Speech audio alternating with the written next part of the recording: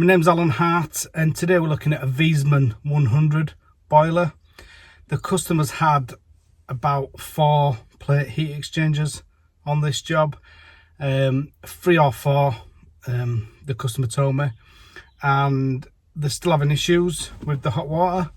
So what we're going to do on this job now, I've never been here before, so this is the first time for me today. But what I'm going to do is I'm going to start to strip it down, and then we'll have a look at the water quality. We'll check the hoses inside and maybe change the hoses if needed, and generally give this system a good clean out and balance, etc.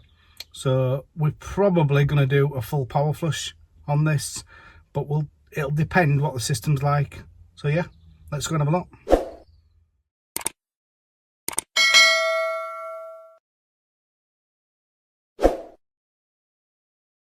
So first of all, what I'm going to do, I'm going to take the screws out on the bottom of the boiler.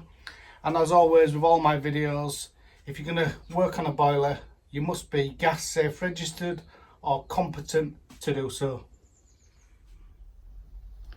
A quick look inside, and we can see there's no seal on there. So that would indicate that somebody has actually serviced this in the past, which is good. These screws in the flue,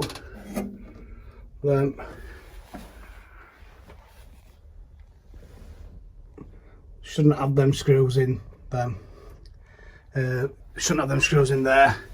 I've phoned Viessmann and asked them what they would class this as, and they've just put the class it as not to current standards. And then also this support on the flue, it's just lap band. We shouldn't be using lap band on flues. That's not classed as the correct flue support. If you have a look at this flue, you can see that it's all done with strap band, so it's not supported correctly. If you could put some comments below and let me know what you would class this flue as. The first opinion of the water in this system, to me, it's absolutely spotless. So that's my first opinion of it. What I've done here is I've just drained it down from top of filter there, just remote filter. I've drained water into here, and then I've opened this blade point here, this air point here, to let air go in to get the water to come out of the boiler. And then I've just taken the hose out. But when we take this hose out here, I'm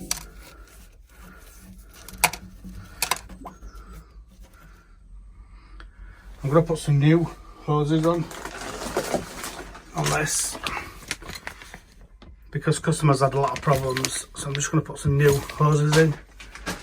And what I've done there, just disconnected the flue off the top of the boiler, lifted it up out of the way, and then I'm going to undo. There's a bolt back there. It's a bit awkward to see. And one on that side, and then one there. And I've just disconnected the hoses. I'm just going to disconnect that one again, and then I'm going to lift this heat exchanger out. They are quite heavy, these.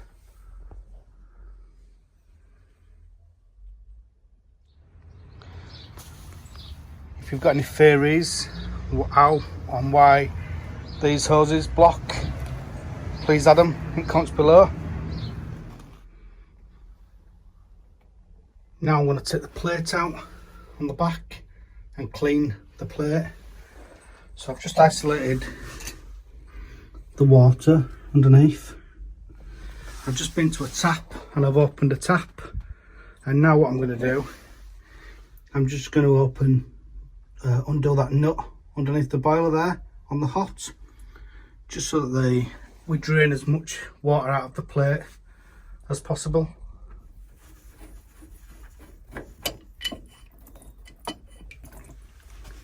That just gets the water out of the plate. Also, if the customer opens a mixer tap somewhere, water sometimes could pass and come back down this, and we wouldn't want it to go back into the boiler when we've got the plate off. I'm going to take this plate off here now. Just got a screw there and then one on this side just there, so just remove them and then I'll take the plate out there.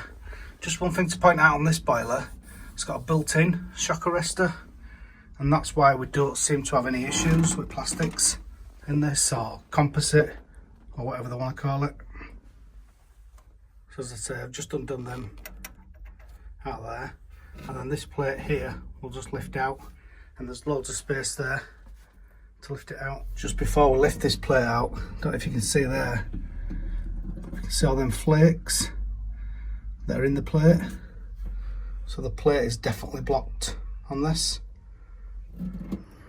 It's a little bit hard to see in there, but there's loads and loads of flakes.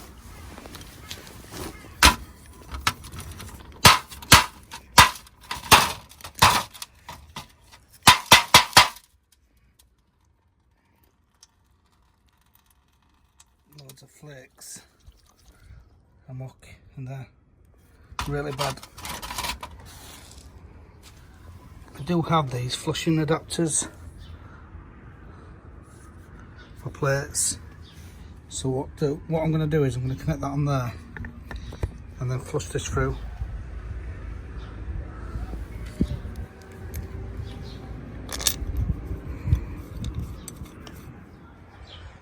I've just connected this on here now.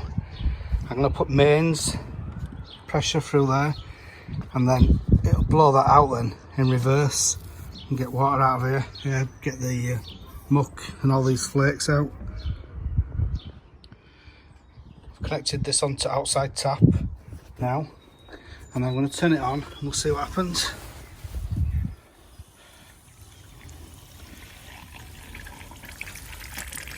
You see all there, all black flakes coming out. Loads of them.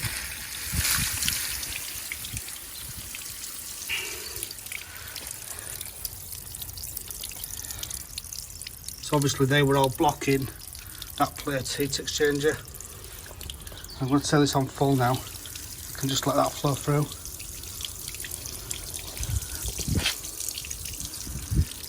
You can see there, salt flakes. Loads and loads of them. Obviously I'm going to wash all this up after, but that's all muck coming out of the plate, and if I just tap it, but you can see as I tap it, more and more is coming out,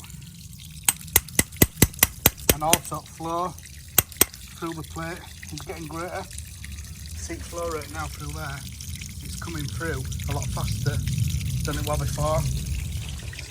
So what I'm going to do now, I'm going to take this plate, well, I'm going to leave it running for a bit, well, quite a while really, and then I'm going to take it off here. I'm going to put some chemicals in the plate, and then I'm going to flush and do this again to make sure that we get it as clean as we possibly can. You see all them big chunks there, big flakes.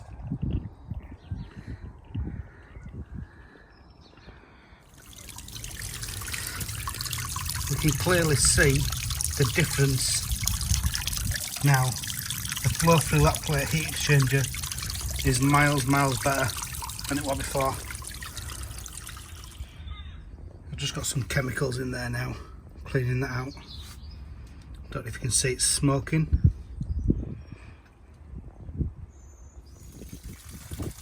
So I'm just flushing that through again now.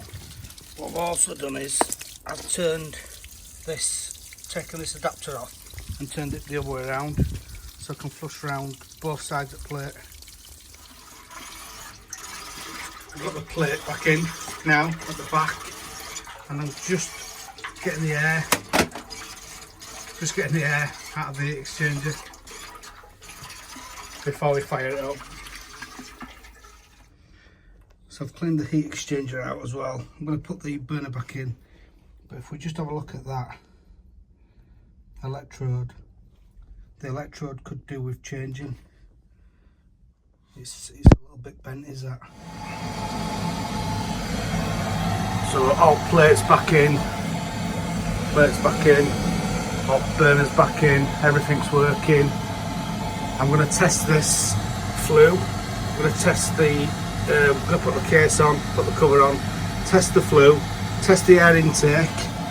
I'm not overly happy with this flue.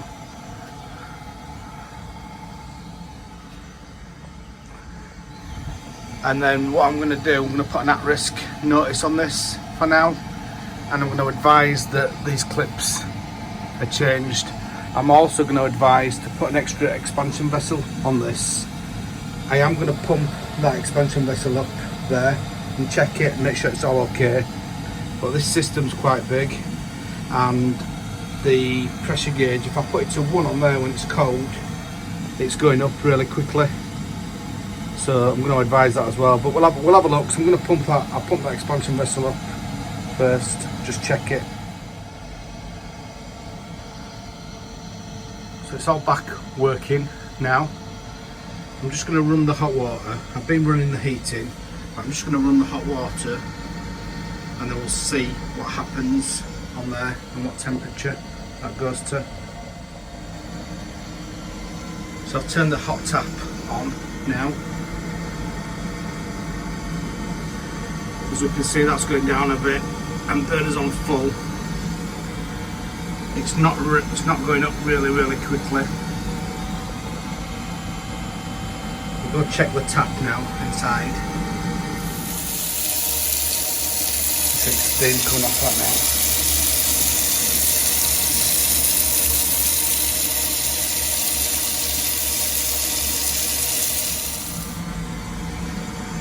And if we look at that now, on full flame, and the temperature, it's not going up and shutting off like it would do before.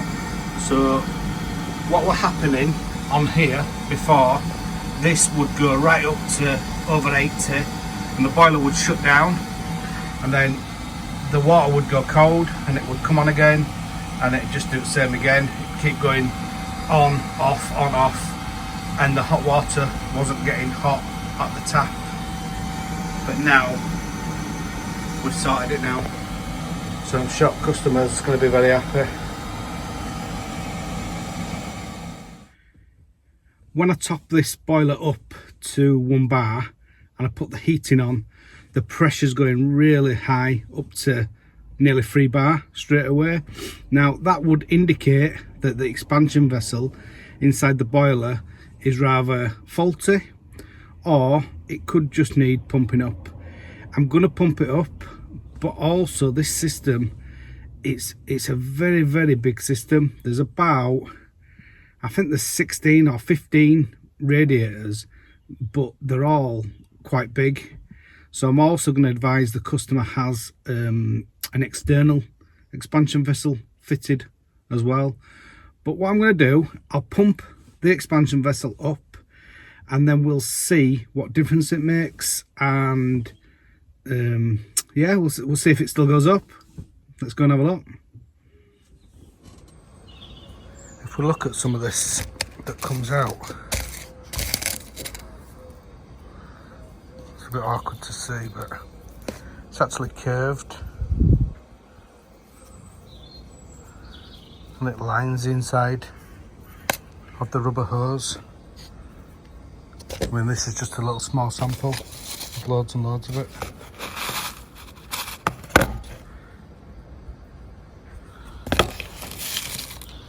If anybody knows what this is, why it does it, please give me your opinion below.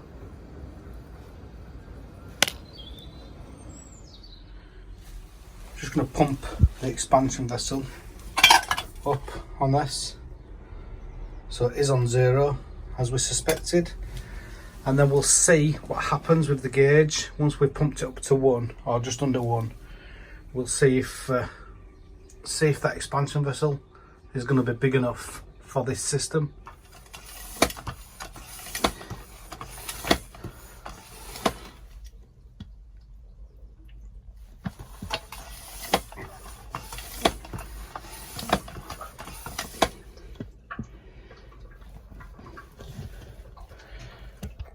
See if that'll hold.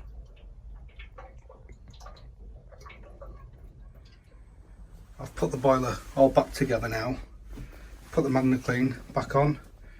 I'm going to top the pressure up to 1 bar, and then what we'll do is see what happens as the heating gets warm. So the heating's on full now, and the expansion vessel has been pumped up. So we'll see now what happens with the pressure gauge, and we'll see if it needs like a bigger expansion vessel installing. If I'd have installed this boiler from new, I would have put an extra expansion vessel on anyway, just in case, and just because the system's so big. I'm just going to check the flue integrity and also check your analyzer for the flue readings as well for combustion side. Make sure it's all safe. If we have a look at the pressure gauge, now we've pumped the expansion vessel up, we can see that it's all back working well again now.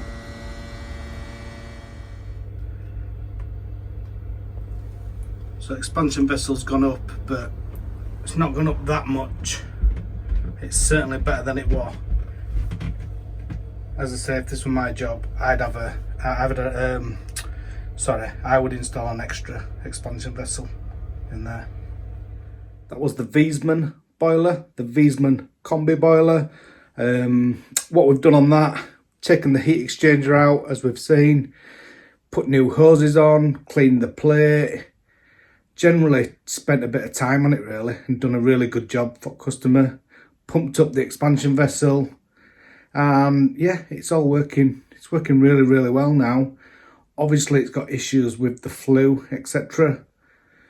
But yeah, if you've got any questions, please ask them in the comments below. And if you've got any ideas of why the hoses block up, that'd be interesting to see what other people think about that. Yeah, all right, thanks for watching.